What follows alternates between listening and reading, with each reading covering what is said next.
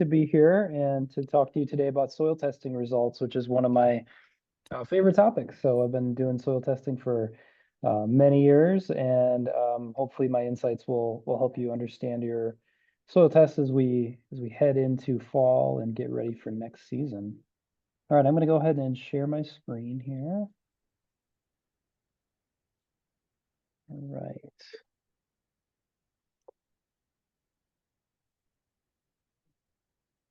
Okay. So again, our goal here is just to make sense of soil testing results. Next week, we'll talk about amendments to react to those soil testing results. But today is just trying to figure out what those recommendations mean, give you a little insight, because soil testing reports can be confusing. I haven't come across one that's dead simple yet. So we're going to be talking exclusively about the University of Wisconsin soil and forage lab results, although a lot of the things that we talk about today will be applicable to other soil testing reports as well. So this is their homepage.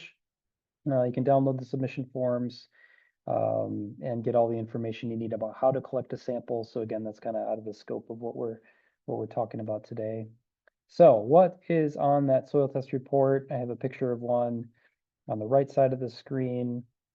The things that are in a routine soil test, which is about $15, will be soil pH, organic matter, the percent of the soil that's made of organic matter, and then the available phosphorus and potassium will be listed, as well as lime and fertilizer recommendations. You can select at the time of submitting the sample, you can pay for additional tests like calcium and magnesium, which are very, very rarely needed for Wisconsin. Salts, again, very specialty problem, but might be worth investigating for troubled areas. Soil texture will just give you sand, silt, and clay content that might be useful to you. And then lead, which is a common contaminant. So we're not going to talk about any of those today because those are additional tests, but just so you know that you can purchase those as well. So we don't have a good test for nitrogen, very important nutrient, but soil tests will give you nitrogen recommendations. So we'll explain how that can be true. And then we do have tests for micronutrients like iron, copper, and some of the others, but again, those are additional costs. Our reliability is quite low for those, so I consider those, we don't really have a good need for soil testing. Often, if you adjust your pH into the right range, those micronutrients will be sufficient. Okay, so let's get down to the nitty-gritty here. Organic matter, pH, the available phosphorus, potassium, and the recommendations. This is a cool summary of soil test results from a group of master gardeners in 2014. This is from the northwestern part of the state. And you can see the range in pH that of these 20 or so samples that were submitted. So the lowest value is, see, a 5.8, 5.4 in there. And then the highest value is all the way up to 7.6, I believe. So it's quite a big range for a couple, one county area. The amount of available phosphorus also varies. So we have one here that's only 21 parts per million. We have one here that's 223 parts per million. So over a factor of 10 difference there. Potassium varies. We have a 22 and then we have a 275. So again, another factor of 10 in these 20 samples.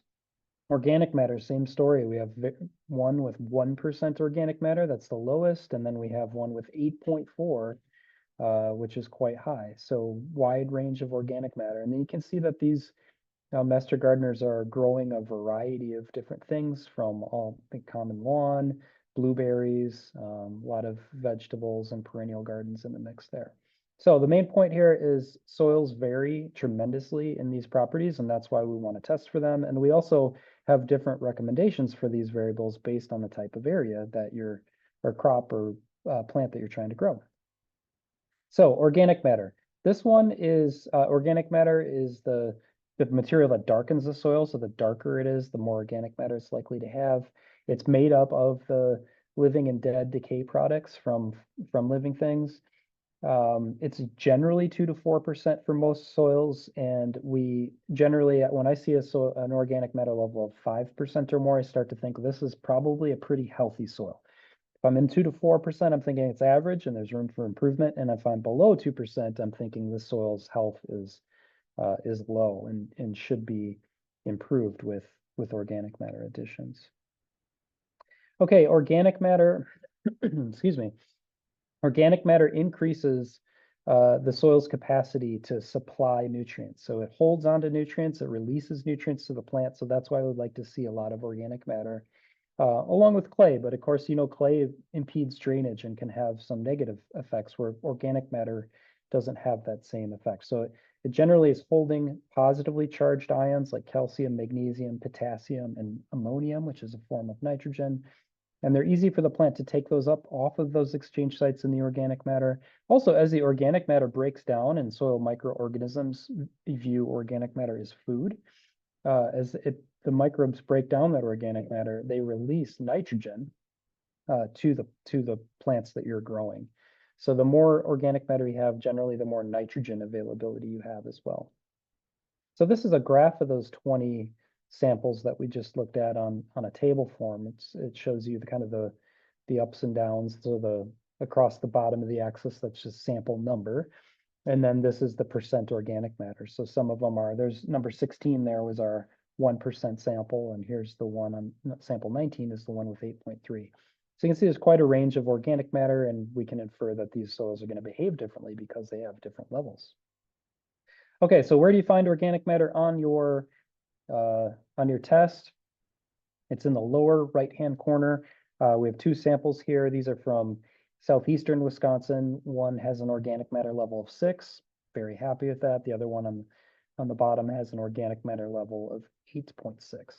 So there are no bars. You can see the 3 bars here are for pH, phosphorus, and potassium. It's not really a bar for very low, low, sufficient, and high. So I guess what I recommend you use is just that rubric I gave you is 2 to 4 is average. Above 4 or into 5 is healthy, and below 2 you consider as low. But there is no specific recommendation for increasing it. Of course, you can add compost, and then that'll be sort of the topic for next week. The next thing on the soil test report, or one of the more important things, is soil pH. A pH of 7 is neutral. A pH below 7 is considered acidic, and a pH above 7 is considered basic or alkaline. And most soils in Wisconsin are somewhere between 5 and 8. So can we span a lot of that range from the acidic into the alkaline?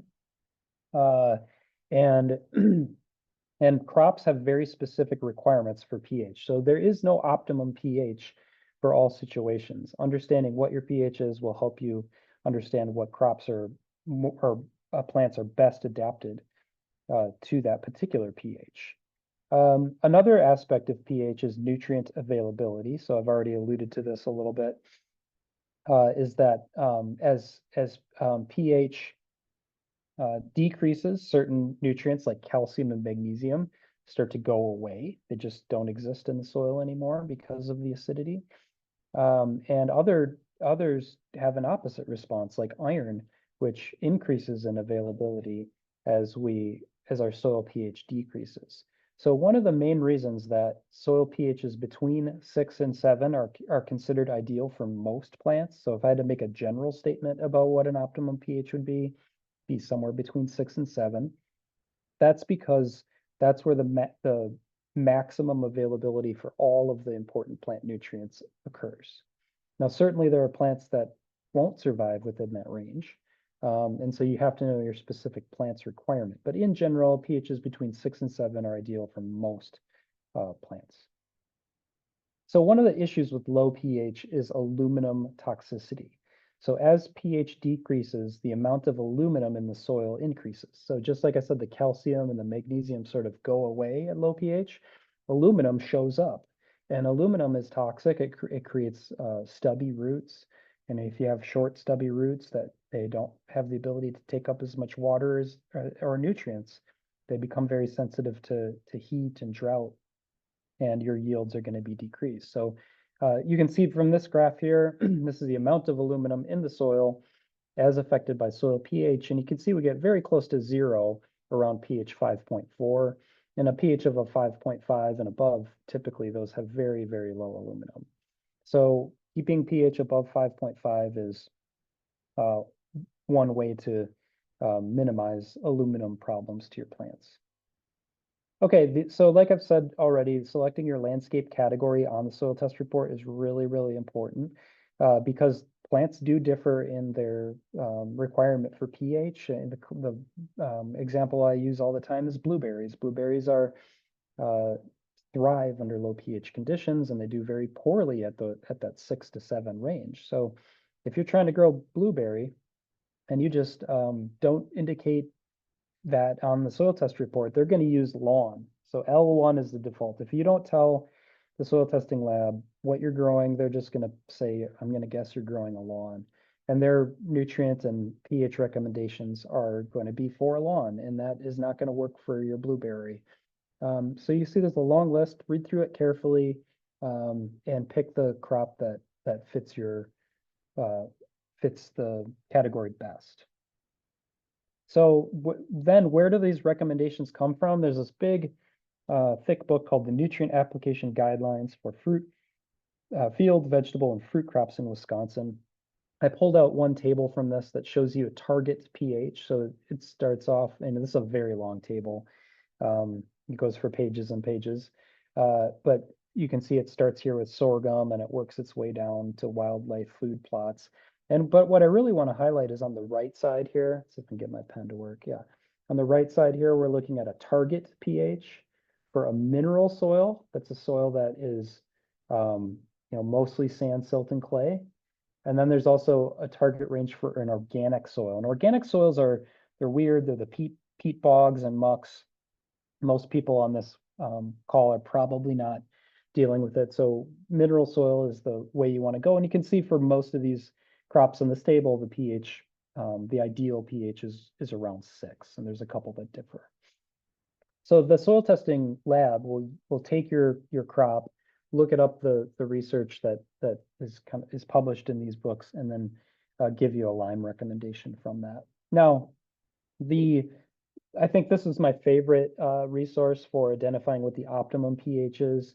It comes from the University of Connecticut Soil Nutrient Analysis Laboratory. So they have all kinds of plants here, vegetables, herbs, fruits, house plants, ornamentals. So you can look through here and kind of see what you're growing and look at what their pH range is. Some of them are quite wide, which is typical. Like lawns, which is one of my specialty areas, they do find pH 5.5 all the way up to 8.5. So I almost never get excited about pH values for lawns, but some crops do have more strict ranges. So this is good to check out.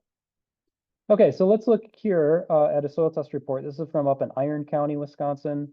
It is a strawberry. And so these results here, we're looking at the pH, the phosphorus, and the potassium for strawberry. And you can see that it's already saying it's low. So it's about, what, 5.6. And then it says on the soil test report further down, the lime to apply. So this pH is too low to optimize your strawberry growth. And so they tell you based on that pH and the target pH of strawberry, which is not going to be on the soil test report, but it lives in the database, and it's probably somewhere around here, probably around 6. You could go back and check that Yukon form to be sure. But anyway, 14.3 pounds per 100 square feet, which is translated into a cup. So about a cup of finely ground limestone is going to weigh about a pound. And it says to broadcast that into the upper 6 to 8 inches of soil, tilling it in. If your plants are established, substitute calcium sulfate for limestone.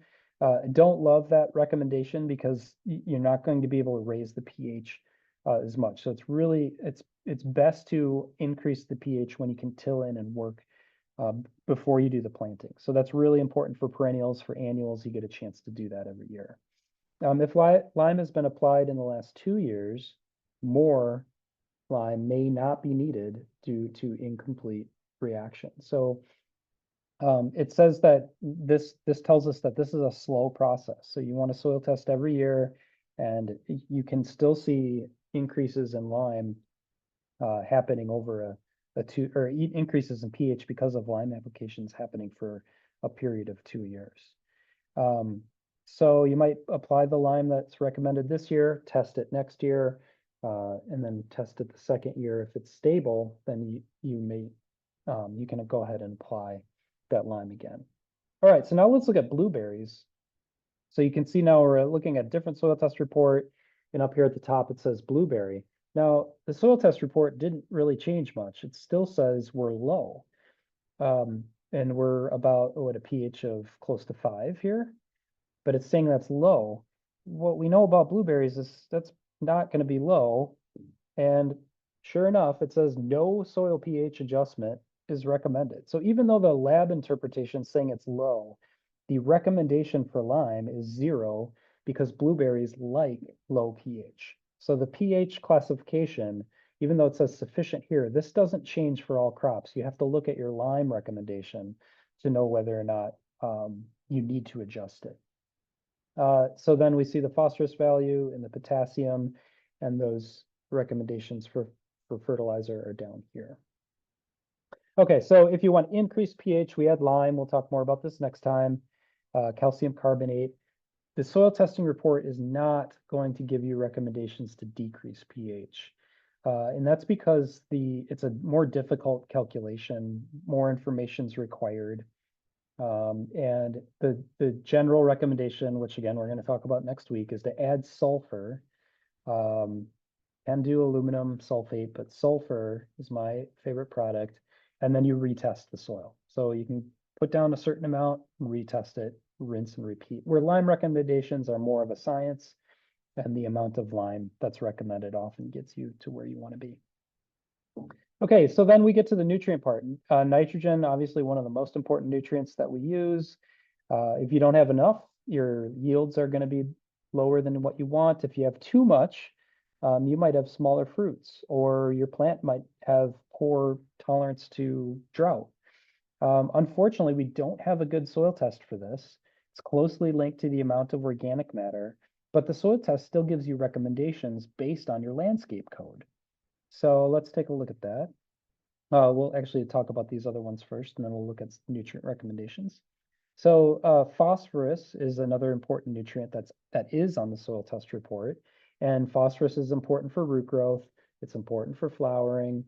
If you have deficiencies, obviously your roots and fruits are going to be smaller. And if you have excess, it is an important pollutant of our waters here in Wisconsin. So we like to keep phosphorus at optimum, but not excessive levels. And some soils, many soils in Wisconsin do have excessive levels. So it's very important to test from a nutritional standpoint, but also from an environmental standpoint. And instead of just putting, more is better, put down phosphorus every year because it's important for roots and fruits.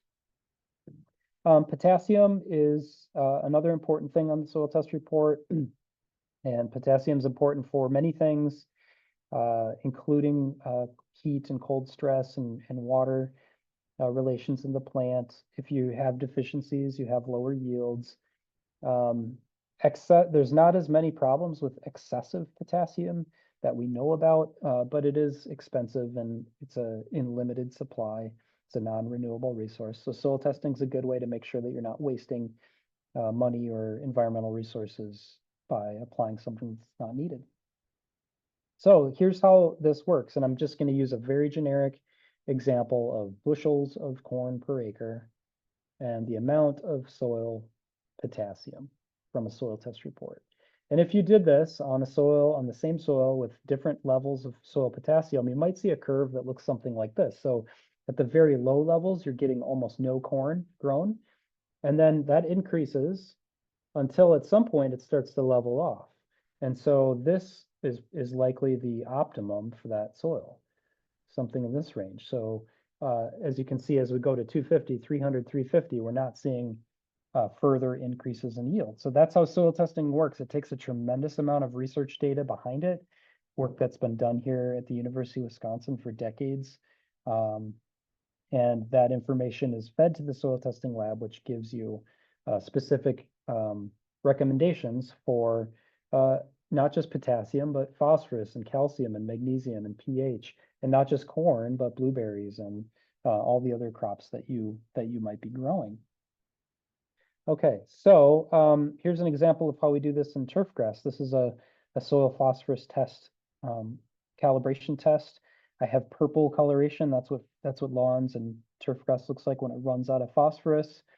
I soil test those purple areas, and I see that they're all about the same level, 3, 4, 5 parts per million. And then I soil test all the green areas, and I see that those are all above those levels. And so we don't see any greener grass. So this is one of the best looking plots on the entire study, and it was at 7 parts per million, just a little bit above this one, which is 5 parts per million and turning purple. So we graph that up, and it looks something like this, and you have your soil test value on the bottom, and you have how pretty the grass looks, turfgrass quality. And we can see that the quality looks nice, really nice, and there's 2 different treatments here. We can ignore that, but you can see that most of the data here, good turfgrass quality when we're above 6 or 7 parts per million. So that's how we know that you need at least 7 parts per million available phosphorus to grow, in this case, a golf course putting green. But that number doesn't work for tomatoes, and it's not going to work for everything. So we rely on this research data to improve the quality of those soil test results. Okay, so now let's we're back to the blueberry. All right, so remember, this is the one that said our pH was low, but it said don't apply lime because blueberries love that. When we get to nitrogen, it says June bearing cultivars or new plantings, first growing season, apply. Oh, you know what? This is actually for the strawberry one. I'm going to, yeah, I'm sorry. I made a copy paste mistake. This is our strawberry.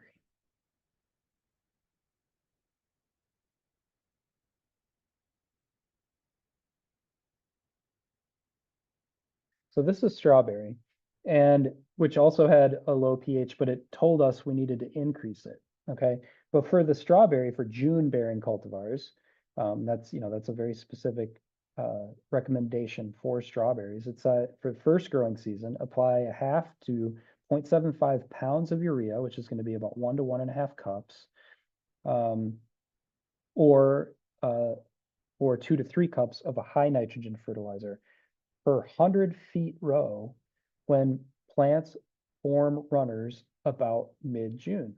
Make your second application mid-August to help flower bud formation. So that's a really, really specific nitrogen recommendation that's based on our understanding of how to grow strawberries the most optimum way in Wisconsin. And then you have, some, the June bearing cultivars, and then you have the ever bearing day neutral cultivars. So these are really, really specific to strawberries, as you can see. So that's showing the importance of that crop code. And then for phosphorus, it tells you, apply about 1.3 pounds of a high phosphorus fertilizer per 100 square feet annually for 2 years to meet your phosphate needs. So that's recognizing that you want to do this in doses. And then same thing for potassium here, 2.5 pounds of a high potassium fertilizer per 100 square feet annually for 2 years. And those two, the phosphate and potassium recommendations, are based on these two, okay? So now we're in actually the blueberry, and this shows, again, no recommendation for that because they like that. And then nitrogen for the first growing season, 2 to 4 weeks after a planting, apply 1 ounce or 2 tablespoons of urea or ammonium sulfate. Now, ammonium sulfate is an acidifying fertilizer that's going to improve the growing conditions for the blueberry, which likes that acidity. And then they talk about established plantings here for blueberry bushes that are already existing. Again, the phosphate and the potassium recommendations are going to be based on the soil test results. So you can see that the phosphate recommendation is actually lower than our strawberry one was because the soil test value is higher. And our potassium recommendation is higher than our strawberry was because that potassium level of this blueberry test was very low. So they're very specific, they're tuned to the crop, they're based on the soil test results, and that's why we recommend people use them. Okay, so I am just wrapping up here. I showed you one version of soil testing reports. Here's another version, but all the concepts are the same. The difference is, we're not exactly sure what research A&L Great Lakes is using. Where if you're using a University of Wisconsin lab, we know where that data is coming from. Maybe this lab is more tuned into corn and soybeans and production agriculture, where University of Wisconsin is pulling in data for horticultural crops. So not saying this is bad or wrong, it's just that we don't know where the recommendations come from, but all the concepts apply the same. So I saw a bunch of things in the chat. I'm going to stop here, and Julie, I'd be happy to answer any questions that I can in the last few minutes. Great. Thanks so much, Doug. Just kind of leaning into this, thinking about getting tests from other sources. There's the over-the-counter soil tests that you can get in the store, and we usually don't recommend those because they're not as accurate. Any other comments about those? Yeah, they're really, really not accurate. I would only use it in the roughest sense to get a rough picture of your pH. pH tests are a little more reliable, but in terms of the nutrients, they're completely unreliable. Soil tests cost $15. I can't imagine that those tests are much cheaper than that. And for the accuracy, it's worth it just to send in your soil. Right. And the other thing the soil test does for you is give precise recommendations for what you're Oh, trying to right. grow. And Yeah, where what you're doing over the counter can't do that. exactly. And hopefully you took that away as how customized these recommendations are for those crops. And Definitely. to do that would be almost impossible for the average gardener to figure out what that ideal solution is. We have a lot of gardeners that use raised beds, and they might purchase the soil to fill that up. Soil testing would still be great for those situations too, right? Oh yeah, exactly. Because you can get an idea. I know the soils around Dane County where I live. I generally know what the pHs are going to be, what the available nutrients are going to be. But if I'm bringing in a different soil, I really have no idea. So it's a great reason to send in a soil test to see what that imported soil might look like. Mm-hmm. I know there's often a lot of home remedies out there for maybe adding potassium. I always hear about banana peel water or other kind of home remedies for adding nutrients to the soil. What do you have to say about that? Yeah, you can. You can certainly do that. And that's why a testing program's good. So you can add your banana peels or your coffee grinds and then do the soil test again in the fall and see if your potassium went up or if So I like soil testing as a way of record keeping. Am I seeing changes in my pH over time? If I am, well, maybe I better do something about that. Or maybe that's what I want and I'm starting to see progress. So I like to do soil testing, maybe annually, just to see how the needles are moving over time. Mm-hmm. And I think maybe we can scoot in one more here. Does it make sense to wait on planting, in this example, strawberries, blackberries, blueberries, until I have my soil tested and then adjust it in spring? Yeah, absolutely. That's one of my top recommendations is get the soil test first. Make your amendments to your soil before you plant. Because after you plant, especially a perennial, it's really difficult to change the composition of that root zone if you can't mix it in. Thanks so much, Doug. I appreciate your time today and everybody joining us. If we didn't get to your question, you can use our Ask a Gardening question form from Extension Horticulture. And as we close out this webinar, a survey will pop up onto your screen. So we appreciate getting your feedback. We'll be catching up with Doug again in a little bit at next week's webinar about those soil amendments. So hope to see you all in the future. Thanks, everybody.